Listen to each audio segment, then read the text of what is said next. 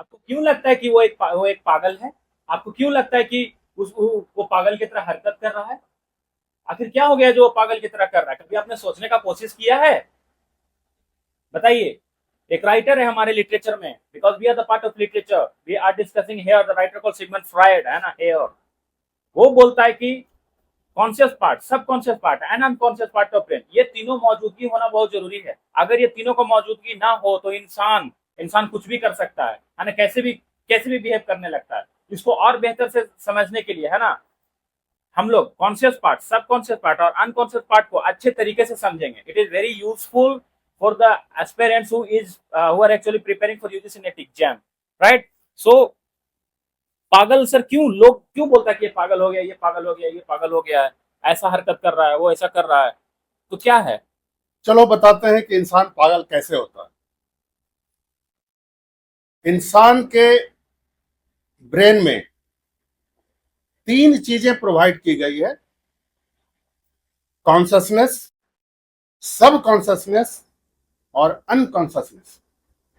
चेतन अवस्था, अर्ध चेतन अवस्था और सुसुप्ता अवस्था। पहला क्या है? मालिक है। दूसरा क्या है? ड्राइवर है, आदेश का पालन करने वाला। और तीसरा क्या है? गोडाउन है, स्टोरेज। इसको स्टोरेज भी बोलते हैं। सब कुछ मौजूद है वहां पर। उसको क्या चाहिए? मालिक चाहिए और एक स्टोर कीपर चाहिए कि उसमें से सामान सही जगह पर सही वक्त पर निकाले।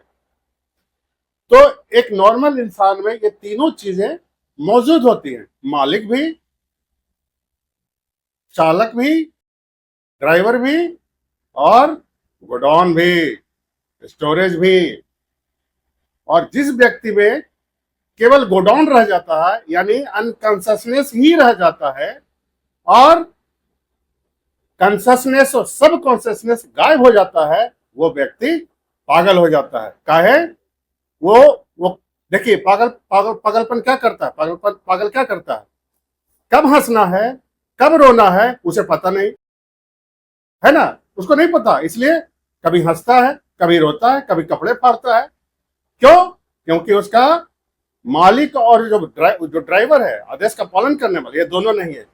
मालिक क्या बताता है तुमको कब रोना है, तो नौकर जाके बताता है स्टोर को, रोना है, हार्मोन सेक्रेट करो, रोने वाला हार्मोन सेक्रेट करो, है ना। बिल्कुल। बताने वाला उसको नहीं है कोई। तो केवल स्टोरेज है, कभी वो गिर के बाहर चलाता है, क्या करता है, कभी दुख वाला, कभी सुख वाला, कब रोना है, क्या करना, उसको पता ही नहीं। मालिक ही नहीं तो स्टोर का मालिक जब है ही नहीं, तो क्या करेगा बेचारा, उसको उसको समझ में नहीं आएगा। तो ये दोनों चीजें लैकिंग हो जाता है। और जिस दिन एक पागल व्यक्ति को ये दोनों चीजें प्रोवाइड की गई, यानी उसका मालिक और उसका स्टोर कीपर दोनों अगर उसको मिल जाएगा, तो वह फिर पुनः अवस्था में एक नॉर्मल व्यक्ति हो जाएगा। या बाबू, यही फॉर्मूला है इसका, बिल्कुल। है ना। इंसान खोज करे कि दोनों चीजें फिर पुनः कैसे उसमें प्रेषित किया जाए, एकदम दवा निकल जाएगा उसका, कोई दिक्कत नहीं है। सोचिए इसके बारे में। Sigmund Freud has also talked about the same thing, sir. If you really want to, Anna, bring that person again, Anna, in the environment of conscious and some subconscious, you will find that person is actually normal. He is no more a mad person. Okay, so ये बहुत ही अच्छा concept था। और अगर if you are not able to understand this concept, because it's a very complicated term in literature, in literature especially. So if you are not able to understand this fact, understand this concept, है ना, with the help of this example, so I would be there by taking some another example.